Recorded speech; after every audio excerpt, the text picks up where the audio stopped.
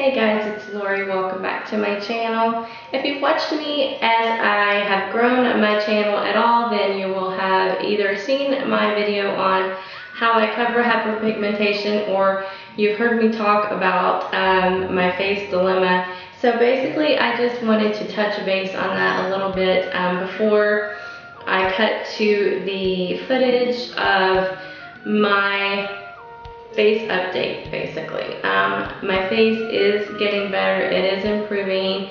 I want to basically touch on what happened, and then I want to tell you what is working, because that's really what we're here for. I feel like I've taped this intro a million times and I get caught up in the what happened. It was so traumatic.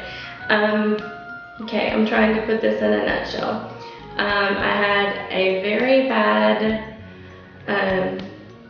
early menopause, and I had to have hysterectomy when I was in my 30s, early 30s, and that coupled with hormone replacement therapy, which I basically could not live without because I was so young when I had this surgery. I could have, but I couldn't make it without it. Like, I went into severe surgical menopause, so I was taking hormone replacement therapy. We moved out west. It's very hot here, very different.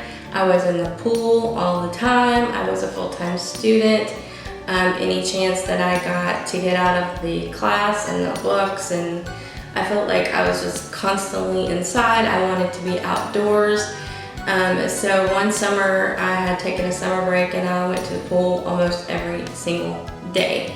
I started noticing changes in my face very slowly, might I add you, because I am the person that I have OCD really bad. If I had seen anything changing, I would have just been like immediately freaked out and stopped going to the pool, but it did not happen that way. It was just kind of like cumulative, and I have read that when you have melasma, which is what I developed, you don't really see it happening until it is pretty bad, and that's basically what happened to me. So it was a combination of hormone therapy and just a really huge amount of sun. It was not unprotected because I have always been a believer in sunscreen, so it wasn't like I was in the sun all the time without using sun protection. I always used a high SPF, maybe not as much as I use it now, but at least 30, 40, 50 or higher, and I always reapplied it. But I basically just spent hour after hour after hour after hour at the pool, and it really caught up to me. Again, coupled with taking the hormones, and at that time I was on a different one, which apparently made me a little bit more susceptible. I'm not really sure if the hormone replacement type had actually anything to do with whether I would have gotten it had I been on another kind. I really don't think so. I think because I've never had melasma when I was pregnant, never had any problems before. I think I legitly just got too much sun, and the melanin production was just in overload.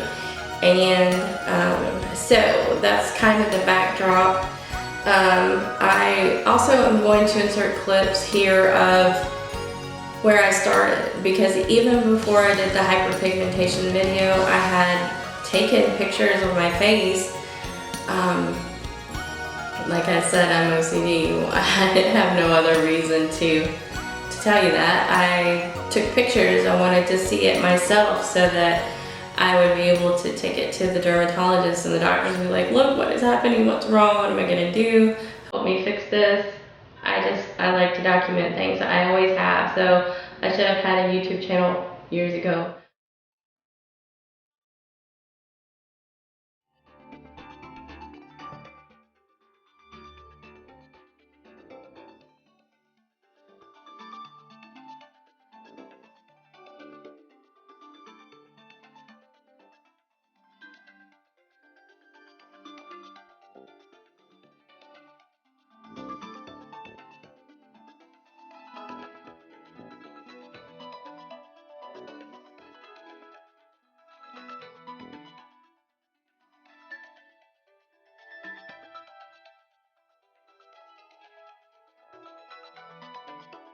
This is my face in the raw. You can see this completely clear patch, and it's moving upwards. These are the worst places for me. These were the places that I got the hormonal welts, the worst part of my face. This one is almost completely gone, even on the monitor and looking in the mirror. It doesn't bother me. I could go out with a BB cream and be totally fine. This side of my face is not fine, but it is vastly improved from where I started. This is what I would consider to be clear, and it started out here and it moved and it moved and it moved and it moved, and it's like it's just taking off layer after layer after layer, because these were the places where my face was getting the most sun and being most sensitive to the sun from my hormone therapy. If you're on hormone therapy of any kind, please be advised that you will be more sensitive to the sun. A whole separate video that I am planning on making. Are you interested in that? Let me know in the comments down below. I would love to make that video for you, but I absolutely have nothing on my face except moisturizer. No BB cream, no tinted moisturizer. These two little pimples that came out to play. I don't typically break out, but the whole process of applying all these products on my face sometimes does cause me to break out. This scar was from chickenpox when I was a little girl. I have a white scar here that I was born, well not born, but I'm sure probably chickenpox as well. A few little places. Chickenpox was not kind to me, let's just say that. But the point is that this is breaking through. You can even see that around the edges of my face, it's starting to cut through around my face line in this area. It's all moving forward, moving to this area, and this area is getting lighter and lighter and lighter and lighter. My chin even had some pretty bad places, and for me, I could put a BB cream on and be completely fine with this. So I'm going to turn to this side, my worst side. I'm going to turn to this side. I am a singer. I am on stage all of the time.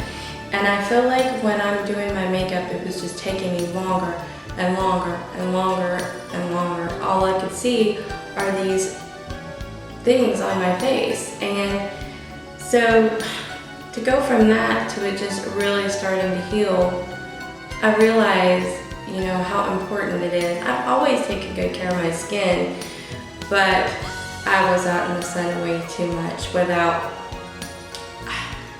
what I thought I was protecting myself enough, but clearly I just spent way too much time in the pool.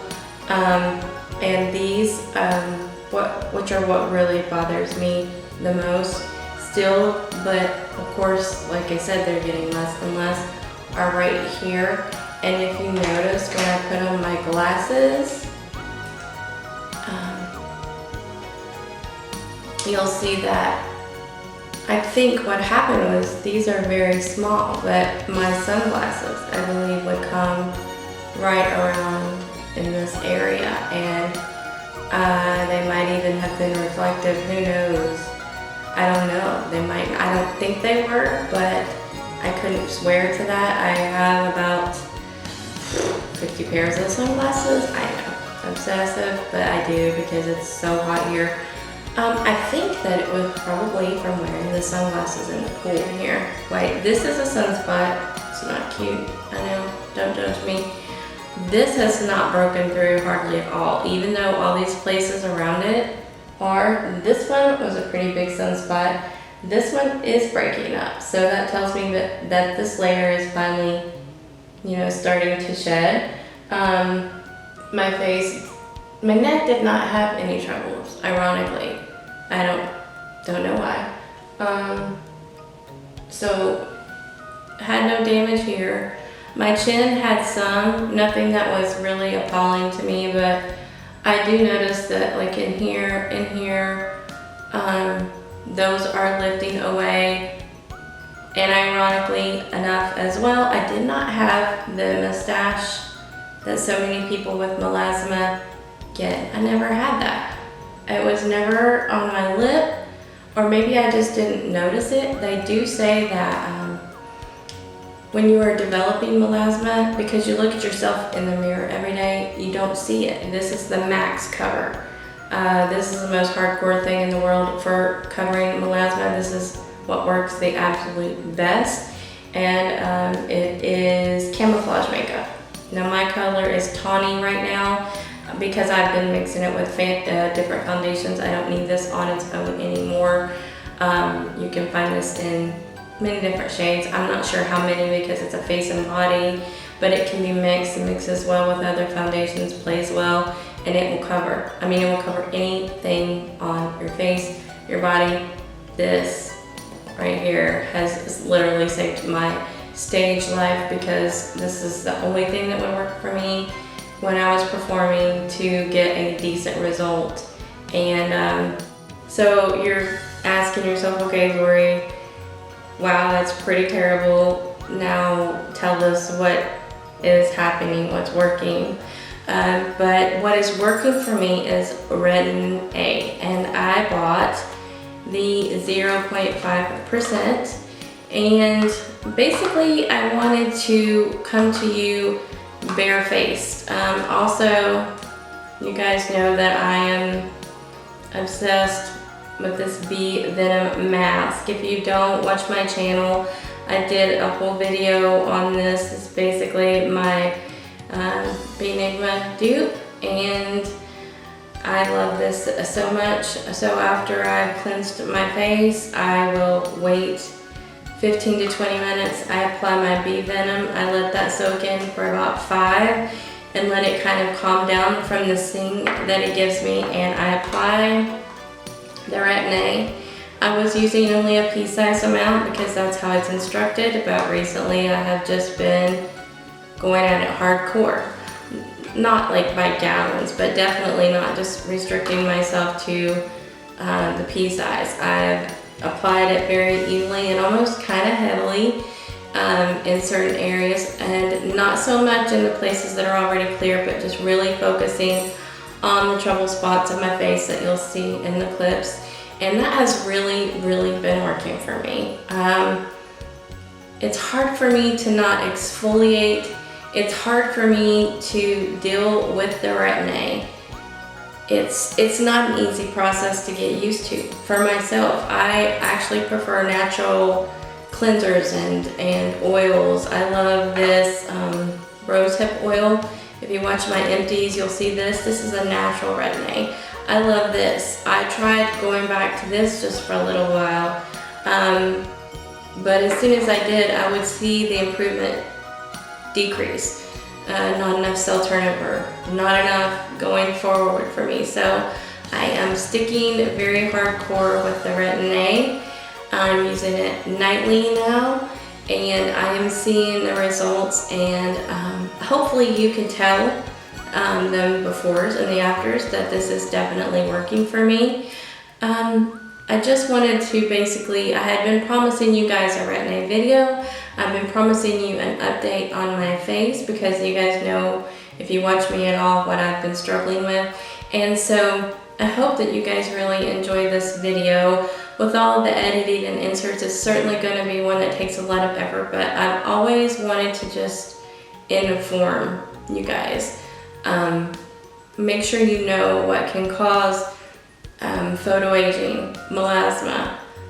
Make sure you know what kind of sunscreen works for you. Make sure you know when to reapply it, how much to use. Make sure you use it every day. I most certainly learned my lesson the hard way. I do not go in the sun for any reason at all without sunscreen at all, ever. And when I'm at the pool, I'm always covered in the highest SPF in a facial sunscreen that I can get. And also I have a 50+ SPF wide rimmed hat, and it is very big, mind you, but it's very cute. I just am really focusing and staying the course on this Retin-A journey, because honestly, although I love my oils, my serums, I love this coconut oil I showed. This is a fractionated 100% coconut oil. I love coconut oil as a moisturizer, as a makeup remover. I use it to remove my eye makeup. I have another one that I'm testing out for a campaign, but I do use this as well to remove eye makeup. I love natural products, but when it comes to this monster called melasma and hyperpigmentation, the only thing that has really been effective for me is Retin-A. Even though this is different than studying, this is something that's physical that everybody can see. It's very, very hard to deal with for that very reason, and it's not only physically like embarrassing, it's emotionally embarrassing, because I am a minister of music and I'm on stage all the time, so I feel like everybody's just constantly staring at my skin. I don't even think that they are or were or even know, because I've been able to cover it pretty well. I've been on stage since I was a little girl, and I didn't always wear makeup, obviously. First of all, let's say that. I think I was in high school when I really, maybe late, yeah. No, before high school, but not a lot. My mom was very strict on not too much, but I was allowed to wear some. But I mean, I've been wearing makeup for a long time, and I've been on stage for a very long time. I learned really quickly what looks good on stage, and I know how to cover things when they're wrong. I always have been really good at watching videos back and learning, oh, I need to wear more eye makeup, I need to wear a little bit darker lip, I need to wear a little bit more blush, I need a different color of foundation. So I don't even think, in all honesty, that anybody really knew, or if they did notice, they didn't really think, oh my gosh, look at Lori's skin, it's terrible, what did she do? That's just how I felt that people were looking at me. And it's really, really strange, because when it happens to you, you automatically assume in your mind, oh my gosh, they're all looking at my skin, and they're not. But we do those things to ourselves. Whereas if someone else came to you and said, oh my gosh, look at my skin, it's terrible, what am I gonna do? You would say, oh no, it's not, it's really not. We are always our own worst critic, and for me, this has just been a really, really hard thing to deal with. I'm not going to sit here and tell you that it's over either, because it's not. I have a long ways to go. As you saw from the clips, you can decide, but I am seeing a significant change, and for me, that is huge. I promised myself when I started my YouTube channel that I would make videos that I would want to watch, videos that would help people, and that is what I'm trying to do. Videos that are important to me to share with you, to help you, to let you know that you're not the only one out there who's going through things, to help you learn, to educate you and move you forward. So I do hope that something from my experience has helped you in a good way.